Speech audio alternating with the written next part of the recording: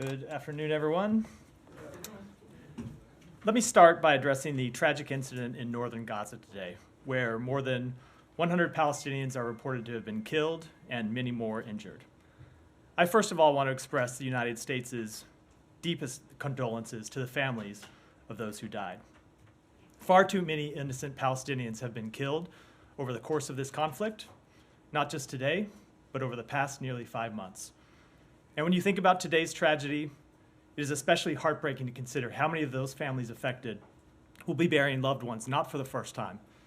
In fact, I'm sure that many of those affected have buried multiple loved ones since this conflict began.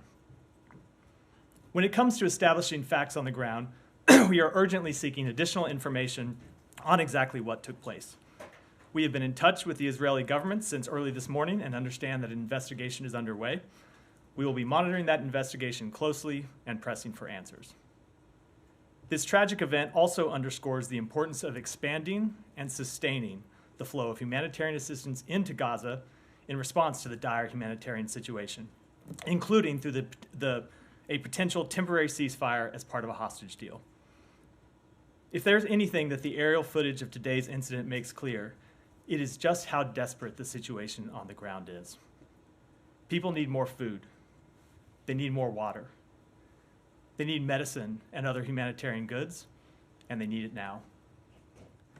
We continue to make clear in all of our discussions with the government of Israel that all possible measures must be taken to allow the entry of more assistance into Gaza through as many points of access as possible and to enable safe and secure distribution of that aid throughout Gaza. But as we have said before, the best way to alleviate the ongoing suffering of the Palestinian people is to reach an agreement for a temporary ceasefire that would get hostages out, enable more aid to come in, and allow that aid to move everywhere inside Gaza.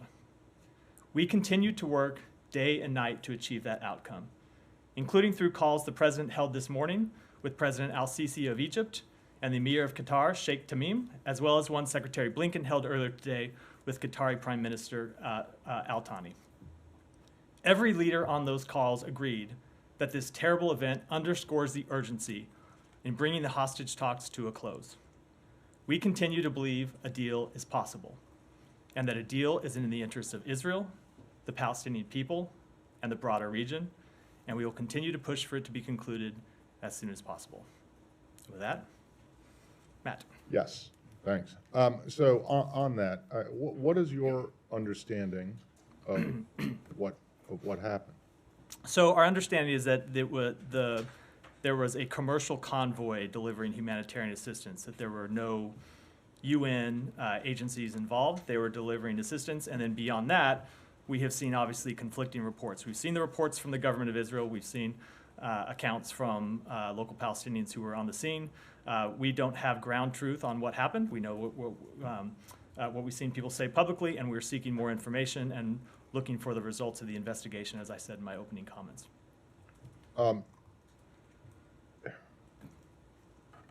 Understanding that you don't have anyone on the ground and you don't know, all you have to go on right now, I presume, are what you've heard from the Israelis, what you've heard from witnesses, and the footage that you've seen. Based on all of that,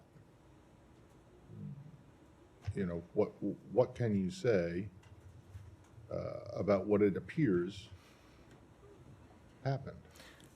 I don't want to draw any conclusions about what appears happened because I think it's too early to say. Oftentimes the early accounts in these situations have turned out to be incorrect. But two things are clear. One, just from the aerial footage, you can look at that and right away conclude the situation is incredibly desperate. That people are swarming these trucks because they're hungry, because they need food, because they need medicine and other assistance. And that tells you that we need to do more to get humanitarian assistance in. And then the second thing is that too many Palestinians died today, as has been true far too many days since October 7th. And so that's why we continue to push for a temporary ceasefire agreement that would alleviate the suffering of the hostages that continue to be held by Hamas and get them home to their families, and that would alleviate the suffering of the Palestinian people. Well, when you say too many Palestinians died today, does that mean that there is some kind of acceptable number of? The acceptable number is 0. The acceptable number is 0 of innocent Palestinians. I'm differentiating that from Hamas fighters, obviously, but the acceptable number of innocent Palestinians dying is 0. All right, and then last one. So you talked about how it's important to expand aid deliveries, but also to increase the access points. You've been speaking publicly and privately for weeks now about your push for the Israelis to open Erez crossing for aid deliveries. How is that going? I don't have any updates on it other than it continues to be a high priority for us. And if you look at the situation today, the reason we have been pushing for an opening of a crossing in northern Gaza is because we know that the situation there is incredibly dire. Even when you've had assistance flowing, not enough assistance flowing ever, but certainly over the past few weeks, not enough assistance flowing in the south, at least there has been assistance getting in. The situation in the north has been much more difficult because of the difficulty of trucks traveling all the way from the south to the north and the difficulty of guarding those trucks, which I think is one of the things that we saw today. So we continue to push for a northern crossing to be open, continues to be a high priority for us, but I don't have an update on it. Thank you. Sean. Some elements of that. You're talking about the safe delivery of aid. The Israeli military being there. I mean, do you have an idea what the situation was, and is this? Are there risks in this in itself, and having the military so closely near aid delivery? I don't have any updates other than what I've seen the Israeli military say publicly, which is that there were military stationed there, not as part of the aid, but I think it was either as a checkpoint or a normal military staging facility. So I think obviously, whenever you have a military operating in any area, you have a risk of misunderstanding, you have a risk of miscalculation, you have a risk of civilian casualties. That is an ongoing risk as long as there is an ongoing military operation. But you also see that risk increase now because of, as I said earlier, how desperate people are, right? Just look at the footage and you can tell. You can see the people swarming those trucks are desperate. They need food. And so whenever you have that kind of situation, you have the risk not just of harm from military action that goes wrong and unfolds in a way that no one anticipates or no one wants, but you also have a heightened risk of accident. You have a heightened risk of criminal activity. You have all of these heightened risks to innocent people who are just trying to get food and water and medicine and things that they need to feed their families and make their families comfortable and try to keep their families safe. And so that's why you hear me keep saying we are trying so hard to get this temporary ceasefire agreement to release the hostages, because it would do so much to alleviate every problem that the Palestinian people are facing now. It would allow us to get more aid in.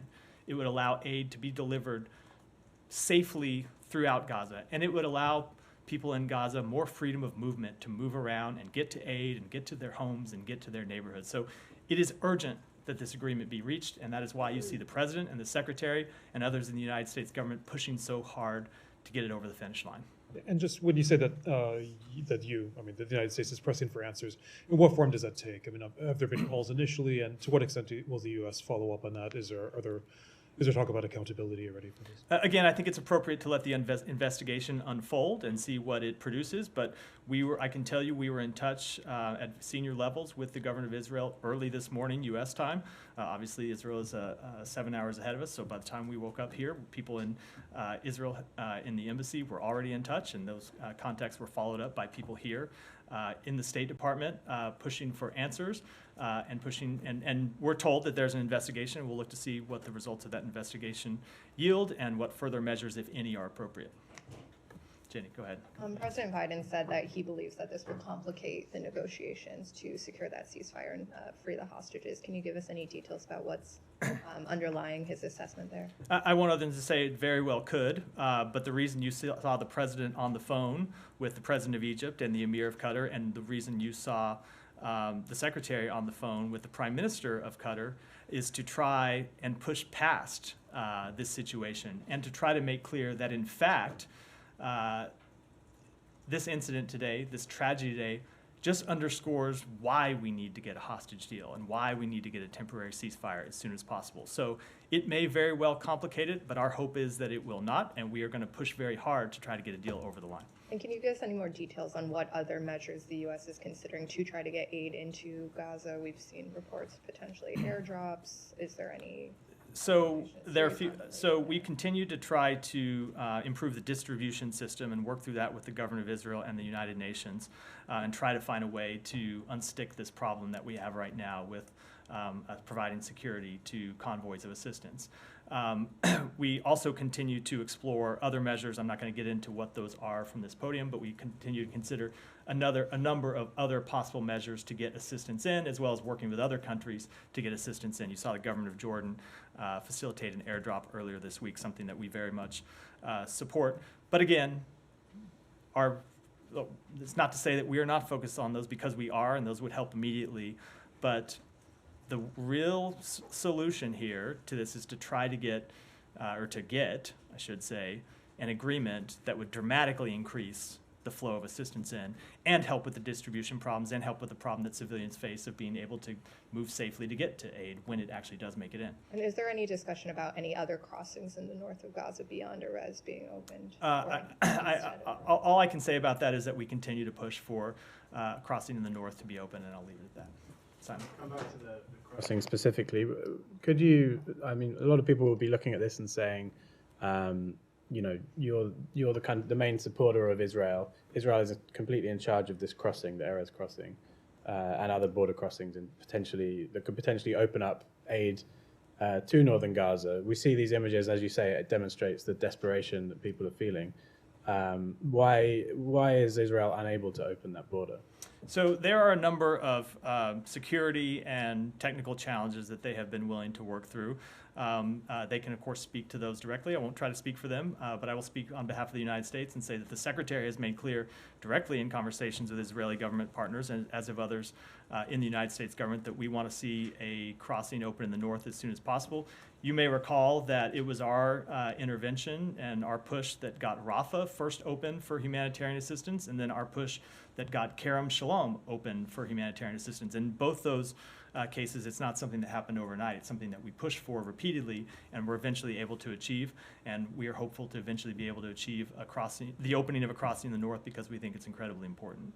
So are you telling the Israelis that you don't think that those security, whatever concerns they have, are enough to justify keeping that border closed? I'm not going to get into our private conversations, but I will say that we do continue to press with them the urgent importance of opening a crossing in the north. And there's been this question of the Israelis targeting Palestinian police who have, in other instances, are guarding aid. As Sean was getting at, we seem to have an incident here where the Israelis have ended up involved in securing aid that's being delivered. What does the US have like a vision or a plan for how aid delivery should be secured, given the kind of chaos that we've seen today? I'm not at a point where I can discuss those details publicly. It's something that, as I said earlier, we are engaged with the government of Israel as well as the United Nations, who provides most of the convoys coming in. They provide most of the humanitarian assistance coming in, but then there are, as we saw today, some commercial convoys that are coming in as well, delivering goods that are available for sale. So we're continuing to work through that situation and trying to get it solved as quickly as possible. Our special envoy, David Satterfield, has been engaged with it, but I just don't have any. I just can't get into the details publicly, unfortunately. Saeed, go ahead. Thank you. You don't have any doubt that only one side did the shooting and the killing and the shelling and so on of these people, correct? Saeed, I have seen reports I have seen different reports with respect to that very question. Right. We don't know, as I said earlier, the ground truth of what happened, which is why we think it's appropriate that investigation be conducted. So you think that there were other people shooting? Saeed, I said I have seen reports that other people were shooting. I don't know the veracity of any of those reports, which is why we're seeking more information. And you expect to get any results from these investigations, these reports? Will you come back to us next week and tell us this is? I can't promise you next week because I don't know how long an investigation will take. But hold on. Certainly, when an investigation is completed and we're briefed on that investigation, I'm happy to come brief you on that.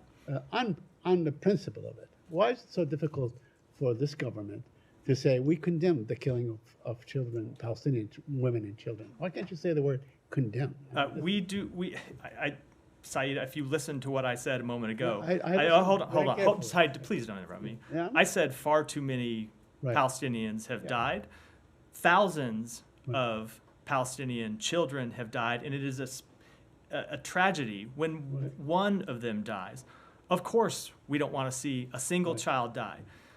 We don't want to see anyone die as a result of this conflict, which is why we have been working to bring this conflict to a close as soon as possible. But whenever you ask me these questions, I do think you continue to kind of just elide over the fact that Hamas bears a great deal of responsibility for putting those children in harm's way. Remember, it was Hamas that launched this war in the first place with an attack on Israel that killed men, women, and children, and that Hamas that hid and continues to hide behind children as human shields. So yes, we do not want to see any child die. We don't want to see any innocent civilian die, which is why we are working so hard to try to achieve a temporary ceasefire that would alleviate their suffering. Yet I have not heard the word condemned. I mean, this war began way before October 7. I mean, in fact, the reason that this administration was so strong on, pursuing a Middle East peace and so on, because the war has been going on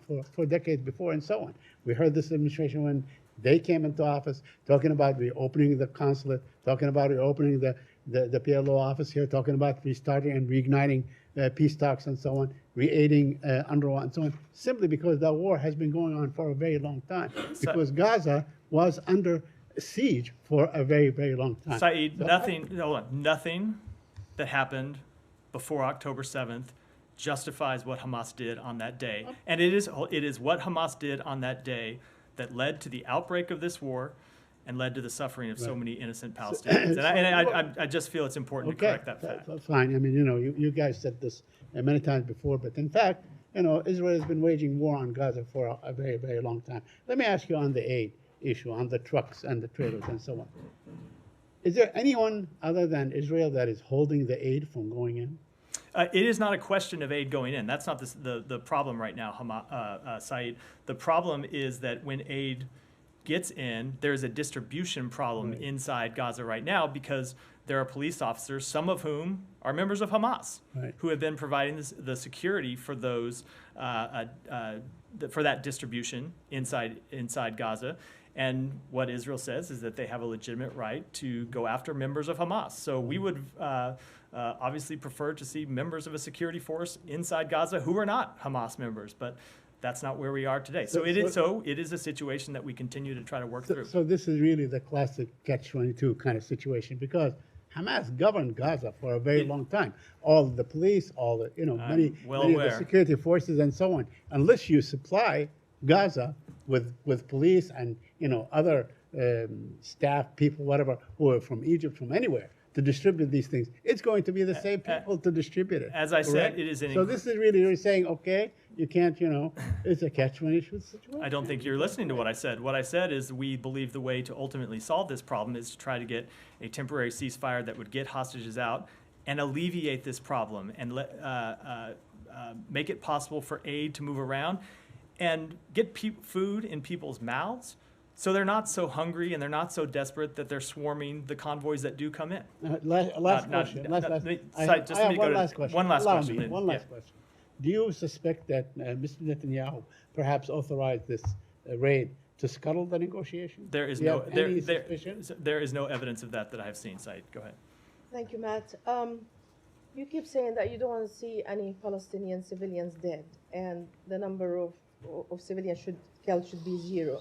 But you saw the numbers, I'm sure you did today. They're staggering. There are 30,000 dead, 70,000 wounded, and 7,000 are missing.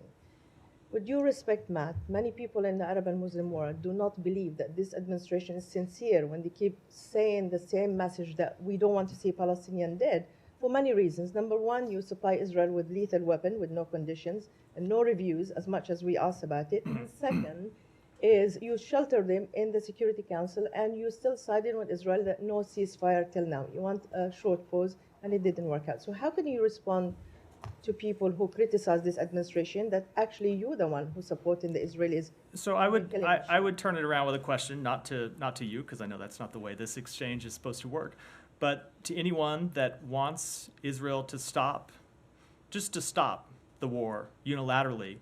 What is their solution to the Hamas leadership that launched the attacks of October 7th and continue to be at large? What is their solution to the thousands of Hamas fighters who continue to be operating inside Gaza and continue to say that they are committed to the destruction of the state of Israel, say that they're continue to be committed to the intentional murder of Israeli civilians. So anyone that is asking the question about Israel and Israel's conduct in this campaign, which are fair questions, and that's why we stand up here and answer them, also needs to ask questions about Hamas's culpability and Hamas's side in that, because this is a difficult problem, and we continue to believe that Israel has a legitimate right to go after terrorists that are right across its borders, right in Gaza, that are committed to the destruction of the state of Israel and are committed to killing Israeli civilians. But we want them to do it in accordance with international humanitarian law, and it is important that they do that. Again, as I've said before, if Hamas came out and laid down arms, all of this could be over today. All of it, every bit of it. The only difference is we are journalists covering the State Department, so. That's why I made clear. That's why I made clear I'm not asking the question to you. I'm very aware. Other journalists Yeah. will hold Hamas. But another question. Senator Kuhn said today that if Israel does not present a secure and credible plan to evacuate civilians, 1.5 million from Rafah, then he's willing to consider restriction on arms sales to Israel. And this is an advanced position from a senator that's very close to the Biden administration. So do you believe now you start losing the argument even in Congress? And do you support that at one stage that even this administration will impose arms restriction? I think it's important that we take things one step at a time. And where we are today is that we have said we cannot support an operation in Rafah unless there is a credible and executable plan to deal with the more than 1 million civilians who are sheltering there. And we have not yet seen such a plan. We haven't been briefed on such a plan. And we can't support it until we see that plan. And so to speculate about what may happen down the road, I, of course, can't do. I can't tell you what's going to happen tomorrow, but I'll take it one step at a time and say right now there's not a plan in place that we have seen that we can endorse. Alex, go ahead. Thank you, Matt. A couple of questions. May I get the department's reaction to Putin's speech, his accusations against the West, and obviously renewed nuclear war threat? Anything in particular stood out? So it is not the first time we have seen irresponsible rhetoric from Vladimir Putin. It is no way for the leader of a nuclear-armed state to speak. We have communicated in the past privately and directly with Russia about the consequences of the use of a nuclear weapon. That said, we do not have any sign that Russia is preparing to use a nuclear weapon, and we will continue to monitor this carefully. Thank you. Yale University just came up with a report this morning. They highlighted 323 incidents of targeting Ukrainian energy infrastructure, damaging it, mostly outside of the front line. This is something the Secretary flagged last fall. Now that you have a report backing it, is there any action you're going to take to hold Russia accountable? Any action we're going to take to hold Russia accountable? This very kind. I think you have seen us take a number of actions to hold Russia accountable over the 2 years since this war began, the more than 2 years now since this war began, when it comes to imposing sanctions on Russia, imposing export on Russia to try and dry up the fuel for the Russian economy and the Russian military machine. And you have most significantly seen us hold Russia accountable by providing security assistance to Ukraine to defend itself and repel the Russian aggression from its borders. And it's why we continue to say that the most effective step that can be taken to hold Russia accountable would be for Congress to pass the President's supplemental request to make sure that Ukraine continues to get what it needs to hold Russia accountable. And in Vienna, at OSCE, you guys invoked today Moscow mechanism along with other countries. Criticism is that Moscow mechanism has been invoked multiple times last year, but there is no real impact of it if Russia stays the member of the OSCE. So what are you guys trying to achieve with the next round of Moscow mechanism? So we continue to hold Russia accountable at all levels in multiple fora, and I don't think you should look at actions in just one as the totality of our engagement. Let me go ahead. We're already half an hour in. So Jani, go ahead. Thank you very much. Strengthening cooperation in responding to North Korea was discussed at the U.S. and South Korea foreign ministers meeting yesterday. However, China is violating sanctions against North Korea and continues to provide used ships including fuel, to North Korea. Why are there no additional sanctions against China? So the Secretary and the Foreign Minister of the Republic of Korea did discuss yesterday their concerns about the DPRK's increasingly aggressive behavior, their repeated violations of UN Security Council resolutions. And I can tell you that in every conversation the Secretary has had with his Chinese counterpart, Wang Yi, he has raised North Korea's activities, and he will continue to do so, and I don't want to preview any further actions. Second question, President Biden signed executive order banning the sale of information about the U.S. individual and the U.S. government to adversaries. As you know, China is carrying out information activities through Confucius Institute around the world, including United States. What measures is the United States currently taking on this? Let me take that one and get back to you, Michelle. Yeah, Matt, CNN reported that the American administration is concerned that Israel is planning a ground incursion into Lebanon that could be launched in spring or next summer. Can you elaborate on that, and to what extent are you concerned? I am not going to comment on leaked reports, even ostensibly to your esteemed colleagues at CNN in the room here. But as you have heard me say before, and as you've heard the Secretary say before, we believe that the best way to achieve Israel's legitimate security concerns in the north of Israel is to pursue a diplomatic path and achieve a diplomatic resolution. The government of Israel has said it believes that the diplomatic path is the best way to seek a resolution, and that's what we'll continue to engage in. And do you expect any incursion in the spring or in the summer? I do not want to comment again. I talked a minute ago about taking things step by step. Let's take this step by step. Right now, we take the government of Israel at their word that they want to pursue a diplomatic resolution, and that's what we're engaged on. Can you tell us about the efforts that the U.S. is taking to achieve a diplomatic solution? I can tell you that they're private, and in the best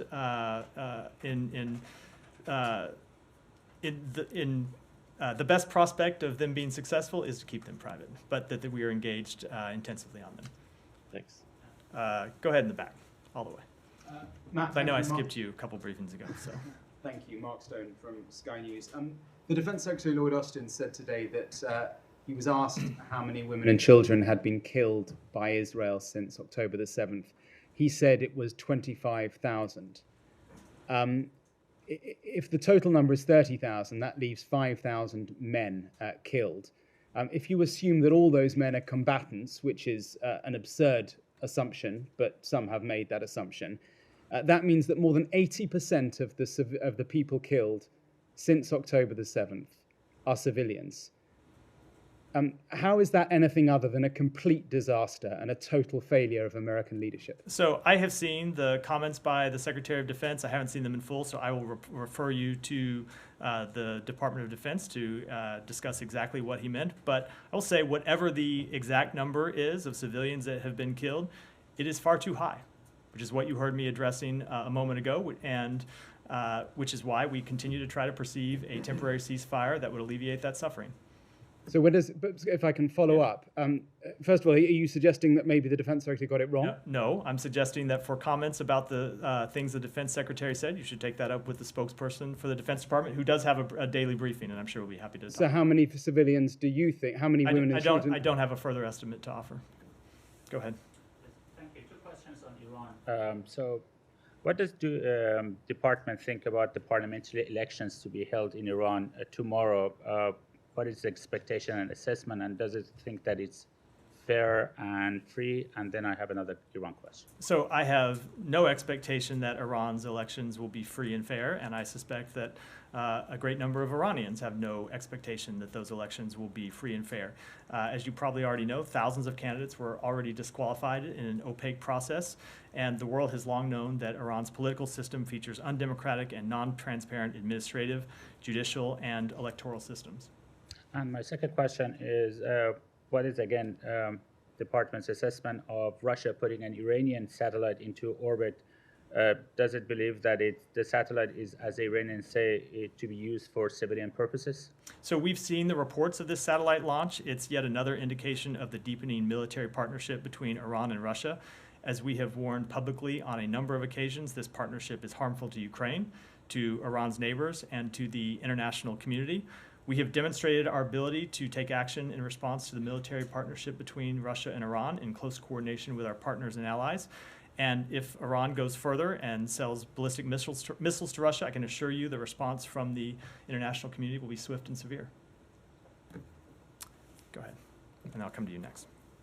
Today is the fourth anniversary of controversial Doha Agreement, which paved the way for Taliban to return to power. Many U.S. experts and politicians believe it as the worst agreement in the history of United States in diplomatic way. And you and Taliban also accusing each other to violating the terms of this agreement. Don't you think at this moment is the time for you to abrogation this agreement and announce it as a null and void? So, in our view, the agreement empowered the Taliban, weakened our partners in the Afghan government, and committed the United States to withdrawing our troops with no clear plan for what should come next. The Taliban have not fulfilled their commitments in the Doha Agreement. While they have taken some steps regarding certain terrorist groups in Afghanistan, it is well known that the Taliban also sheltered al-Qaeda leader Zawahiri in downtown Kabul, which flies directly in the face of the agreement. They have not fulfilled their Doha commitment to engage in a meaningful dialogue with their fellow Afghans, leading to a negotiated settlement and an inclusive political system. So we will continue to make clear to them what we believe their obligations are. Go ahead. Okay, thank you, Matt. So why didn't you pull out of it? Because we are continuing to make clear what we believe their obligations are under the agreement. Well, yeah, but if they're not doing it, then, you know, I Uh, mean, look, you guys took what you say now is a flawed and bad agreement from the previous administration, but forged ahead with it, even while knowing that, even while thinking that it was a bad agreement. Why? I think has been litigated from this podium many times, mostly before I got here, is that we were playing the hand that we were dealt. And thought it was important to withdraw U.S. Yes, troops from but Afghanistan. the hand that you were dealt on the- other things, such as the Paris Climate Accord, you rejoined that after it had been pulled out of. And the idea of There are leaving other U.S. examples. troops in Afghanistan was not one that the All right. president supported. And then related to this, I told her I was going to go. well, next. yeah, I Go know, ahead. but this is directly Yeah. related to Afghanistan. So I asked you yesterday to follow up on Nick's yeah. question on the HVAC. So Chairman McCall has just announced a March 7th markup for a bill that would hold the Secretary in contempt of Congress for refusing allegedly to turn over these after-action report interview notes. What's your response to that, and do you have any response to the questions that I asked you yesterday? Yeah, let me take the second question first, because I hadn't really looked at that statement, which came out right before the briefing. So what I said 2 days ago was accurate. I stand by it. We did not tell the committee that the interview notes were the property of other agencies, as the committee said in its letter from a couple days ago. We also did not tell the committee that the interview notes implicated other agency equities and needed to be cleared for release by other agencies, as the committee said in its statement yesterday. So what I said was accurate, and I stand by it. But as it relates to the overall question, this is a matter we have been trying to resolve amicably for some time. We recognize the committee's legitimate oversight function, and that's why we have supplied them with thousands of pages of documents. It's why we have made people available for transcribed interviews. As you know, we have come to kind of loggerheads at certain points in the past and been able to reach a resolution, and that's what we'll try to do here. Okay, so but you're still not prepared to turn over what they're asking for, whether their interest is, in your view, legitimate or illegitimate. They do have a legitimate interest in the subject, but you're still not going to hand them over. So, is that correct? Two things. One, they have a legitimate interest in the subject, but that does not mean that there aren't also longstanding executive branch equities that we need to be mindful of. So that's the first thing. The second thing is, I'm not going to negotiate over this in public, but we are are and will be in contact with the committee about this to try to reach some kind of Well, resolution. are you at all concerned that there's going to be this markup in the committee that would hold the secretary in contempt? We are going to try to achieve a resolution. We've seen these markups. Before passed. then? Yeah, yes, before then. Thank you. Now, go ahead. Thank you. Going back to humanitarian aid into Gaza, the ICJ ordered last month immediate and effective measures to protect Palestinians in Gaza from the risk of genocide. And that includes ensuring humanitarian assistance. So do you think that Israel is complying with this ICJ ruling? And do you believe, do you agree that today's attack near Gaza on starving people waiting for humanitarian assistance violates this ICJ's? So again, let me just say, I don't believe we have established the facts of what actually happened today, but it is important that those facts be established, which is why we have called for an investigation, and we'll look forward to the results of that investigation. As I've seen, there are conflicting accounts, and we don't know the ground truth of what happened. When it comes to the overall question, we certainly have seen Israel take some steps to facilitate the assistance of humanitarian aid into Gaza.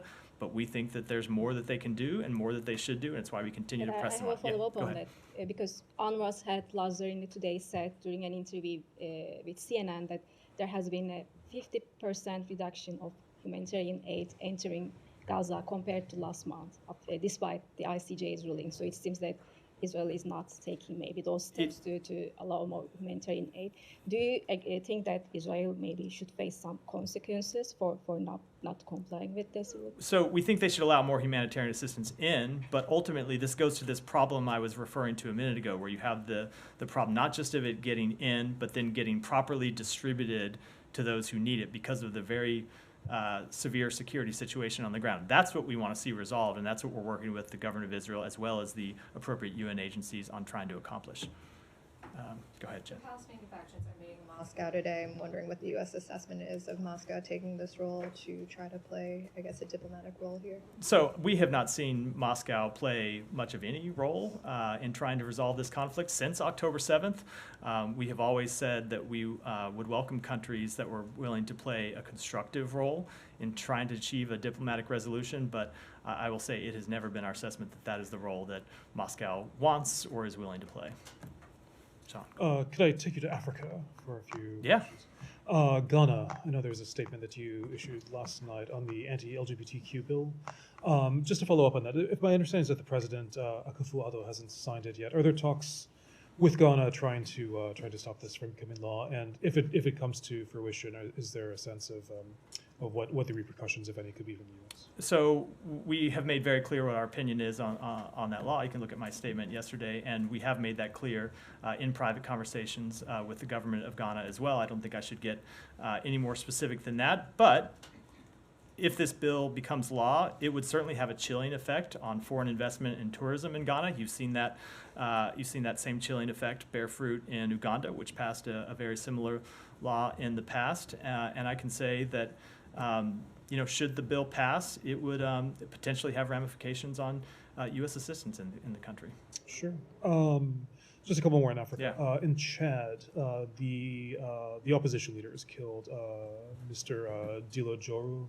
I wonder if the U.S. has any comment on that in terms of how this complicates, if at all, the situation in China. No, so we are aware of the targeted violence that transpired yesterday in a neighborhood in the capital. That violence has abated, but we continue to monitor the situation closely, and we've seen reports of his death, widespread reports of his death, but have not confirmed them and don't have any other assessment at this point. Sure. And just one more, I know I've asked about this before, but in Senegal, the date for the election, the opposition is calling for it to be held before April 2nd, when President Sall has said he'll step down.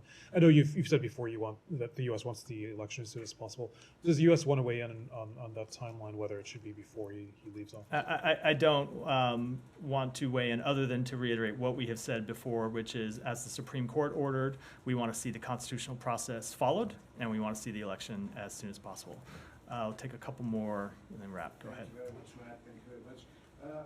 A gentleman named João Diego, a Portuguese-American from Texas, did $200,000 business with China, got cheated, got robbed. Till date, there is no clue about who did it. 3 months before him, a gentleman from restaurant did the business with the same company for about 120,000. Went to the Beijing office of of the U.S. Embassy, complained, filed the name of the person, phone number, picture. That same person basically cheated this other gentleman 3-4 months later. Any protection for U.S. businessmen regarding State Department officials sitting in Beijing about solving their business-related issues? I do not know the underlying specifics of the cases that you've raised, so can't possibly comment. Just on. one more. No, go ahead. Go. Let me just. It's been a busy day. Go ahead. Just fine. Yeah, go ahead. So, as you know, the Polish foreign minister was in town recently, and in many comments before his meeting with Secretary Blinken, he repeatedly warned that if America fails to honor the president's pledge of supporting Ukraine as long as it takes, it will badly damage America's credibility as an ally, and then some allies will look for security elsewhere, and others will look to pursue their own nuclear weapons. What's your response to that, and do you share this worry? So we think that America's credibility when it comes to upholding our commitments to our allies is well established, and it's something that has been well established over decades. That said, I am quite sure that our allies are watching closely what the United States Congress does when it comes to supporting Ukraine. And even more than that, I know our adversaries are watching closely what the United States Congress does when it comes to Ukraine. Most importantly, President Putin, who I am sure is watching and waiting to see if the United States Congress is going to stand with democracy and stand with those who support freedom, or if it is going to allow President Putin to continue his aggression against Ukraine without ongoing military support from the United States. Sorry. Yeah. Yeah. Upholding our commitment to allies is well established? Believe so. Yeah? Yeah. Okay, well, you're going to tell that to the Montagnards, to the Hmong, to the Cambodians, South Vietnamese, to the Kurds, to the Afghans, all of whom were abandoned by the United States after, having gotten firm commitments of support. So we could do a long tour through United States foreign policy. Well, I'm sure we most of which we don't have to do the long tour. I just want to know who comes up with the language that your commitment to allies is well established, when in fact what's well established is a long history of you abandoning allies. I think when it comes to our allies, and specifically I was speaking about our NATO allies, in response to that question, I think our track record of supporting them is clear, and more importantly, the commitment from the president is clear. My last thing is just, I had asked before about Chinese complaints from the Chinese embassy about the treatment of Chinese students with valid U.S. visas being harassed and or deported on their arrival in the United States. Do you guys have anything more to say about that, and how widespread an issue this is? I realize it's not mainly a State Department concern once people arrive at a port of entry, but you do give the visas out, and if someone has a valid visa, they should have an expectation of at least not being harassed. Let me say generally that people-to-people ties are one area where we can work cooperatively and constructively with China, and it's something that we have sought to increase. You may have seen the announcement just recently that we agreed with China to allow 100 weekly flights, direct flights between the United States and China, 50-50, split between the PRC and the United States. When it comes to people from China coming to the United States, students make up a significant portion of those who come. And my understanding, you're right, that it is not primarily a state matter when it comes to this question of people being detained or denied admission. But my understanding is that the percentage of Chinese students who have been detained is less than 0.1%, and that overall the percentage has been stable over the past few years. So I'll just say that we believe that people-to-people ties are important, and we'll continue to push to expand them. Do you have any idea what that actual 0.1%, what that number is? Either what the total number of As I say, I don't Visa because holders I don't are? know that what the numerator is, or maybe it's the denominator. I don't know what the total number of students that come in is, which is what Okay, we well, need do you, to do you figure know that out. what 1/10 of 1%, Of even students, without knowing what the total number of visa holding Chinese students is, do you know what the number of 1/10 No, of 1% I don't. is? I don't know either the numerator or the denominator. I know the ratio. That's Aha, that's the extent. okay. That is the extent. How That is the extent of the math I'm going to do how from this podium extremely as a Okay. government and English major. So Thank you. with that, we're out for today and the week. Thanks, everyone.